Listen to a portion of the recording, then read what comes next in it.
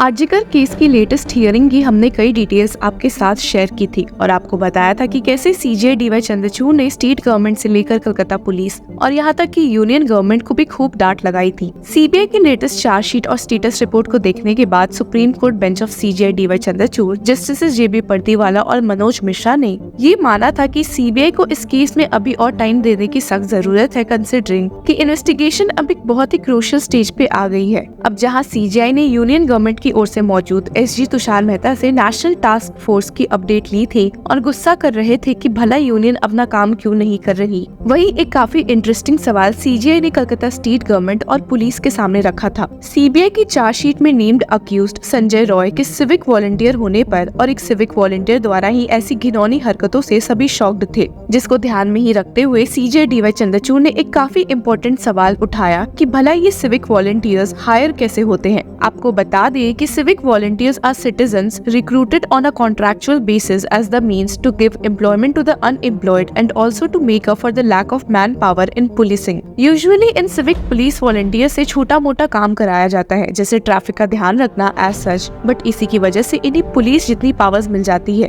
और जिसकी वजह से ही संजय रॉय के पास आर्जिकर हॉस्पिटल कॉलेज का अनरिस्ट्रिक्टेड एक्सेस था कि वो रात के 3 बजे भी सेमिनार हॉल में अंदर बाहर कर सकता था। सिविक वॉलंटियर्स को दिए इतनी पावर से सीजे डीवाई चंद्रचूड़ काफी शॉक दिखे थे, जिन्होंने सवाल करते हुए पूछ दिया कि आखिर ऐसी हायरिंग के पीछे क्या लीगल बैकिंग है and asked who recruits these civic volunteers? We need to know what these qualifications are. We need to know that such volunteers do not operate in hospitals, schools which are sensitive in nature. हालांकि मामला यहाँ बिगड़ गया जब senior advocate करुणा नंदी, जो कि junior doctors की ओर से मौजूद थी, ने कोर्ट में बताया कि also in police stations there are 1500 plus such volunteers as on date now. सिर्फ यही नहीं बल्कि उन्होंने सीजीआई को ये भी समझाया कि कोर्ट्स के कई जजमेंट्स ऐसे हैं जिन्होंने ऐसे आम जनता को पुलिस जितनी पावर्स देने से साफ मना किया है और इसके बावजूद भी वेस्ट बंगाल में ये एक लार्ज स्केल पर देखने को मिला है। मामले को और संगीन करते हुए सीनियर एडवोकेट फिरोज ने सीजीआई डीवाई चंद्रचूड़ को बताया भी कि संजय रॉय के खिलाफ काफी क्रिमिनल केसेस भी चल रहे थे एंड स्टेटेड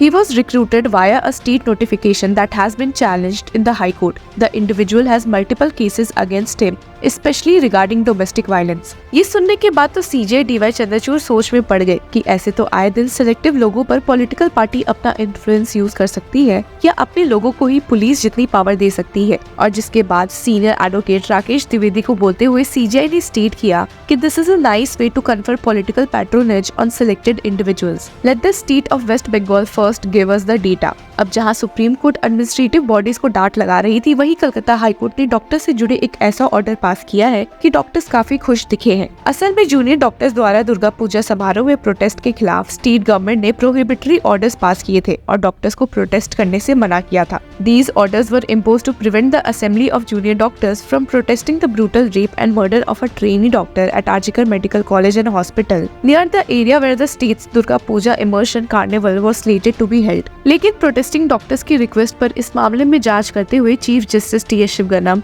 ने एक बेंच फॉर्म की थी और जिसके बाद जस्टिस रवि कृष्ण कपूर की बेंच ने इस स्टेट द्वारा प्रोहिबिटरी ऑर्डर्स को सेट असाइड करते हुए डॉक्टर्स को प्रोटेस्ट करने की परमिशन दे दी थी। कोर्ट ने अपना ऑर्डर सुनाते हुए स्टेट किया कि the width of prohibition contained in the impugned order is disproportionate, excessive and unreasonable. Such restrictions on fundamental rights cannot possibly achieve any bona fide purpose. It is true that there are wide powers granted to the state, but the same does not justify either the impugned order और the refusal to grant a no objection to conduct the Drohar rally। और जिसके बाद doctors द्वारा protest शुरू हो चुकी थी। इस फैसले से डॉक्टर्स तो बहुत खुश दिखे थे और उसी के साथ उनकी निगाहें अब अपकमिंग सुप्रीम कोर्ट और कलकत्ता हाई कोर्ट हियरिंग पर टिकी हुई है। दिवाली के बाद की डेट देते हुए सीजीआई ने स्टेट गवर्नमेंट को काफी इंपॉर्टेंट बातें एफिडेविट में शामिल करने को कही है, which are the legal source of authority for recruitment of civic volunteers in the state, the modalities for recruitment, the qualifications for recruitment, the verifications carried out before the recruitment is made, the institutions in which they are assigned duties, the payments made to civic volunteers on daily and monthly basis, and the budget outlay। अब इसी के साथ एक नजर इस protest पर डाल लेते हैं जिसके लिए कलकत्ता हाईकोर्ट ने हामी भरी थी।